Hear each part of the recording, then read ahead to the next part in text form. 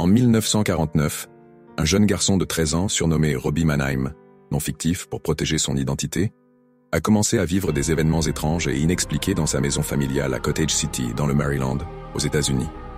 Tout a commencé après qu'il ait utilisé un objet ésotérique, un planchette de Ouija, pour tenter de communiquer avec sa tante décédée.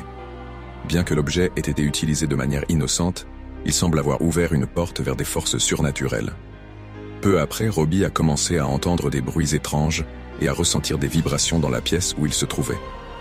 Des objets ont commencé à se déplacer tout seuls, et il se plaignait de bruits de grattement sous son lit. Au fur et à mesure que les événements devenaient de plus en plus intenses, Robbie a commencé à manifester des comportements anormaux. Il a parlé dans des langues inconnues, y compris en latin, une langue qu'il ne connaissait pas. Ses parents ont été terrifiés en voyant leur fils se comporter de manière violente et incontrôlable, avec des crises de rage et des voix gutturales émanant de sa bouche. Il a aussi montré des signes physiques étranges, comme des marques de griffures apparaissant sur son corps. Et il a même été vu en train de léviter au-dessus de son lit. Face à la gravité de la situation, les parents de Robbie ont cherché de l'aide auprès de l'Église catholique. Après une évaluation, l'Église a autorisé un exorcisme, mais ce n'était pas un processus facile. Le premier exorcisme a été effectué par un prêtre local, mais la possession semblait résister à ses tentatives. Il a donc été transféré à un prêtre plus expérimenté, le père Albert Hughes, qui a commencé un exorcisme plus intensif.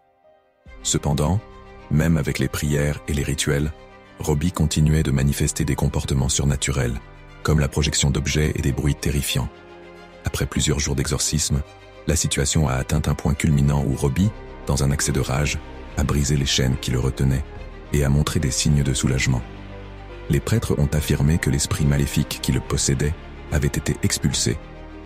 Bien que l'exorcisme ait pris fin, les parents de Robbie ont été bouleversés par les événements qu'ils avaient vécus, et le garçon a été suivi par des psychologues pour traiter les traumatismes psychologiques.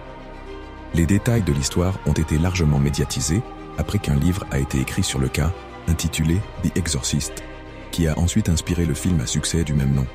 Le cas de Robbie Mannheim reste l'un des exemples les plus célèbres de possession démoniaque dans l'histoire moderne. Bien que certaines personnes pensent que les événements ont été exagérés ou expliqués par des troubles mentaux, d'autres croient fermement qu'il s'agissait d'une véritable manifestation démoniaque.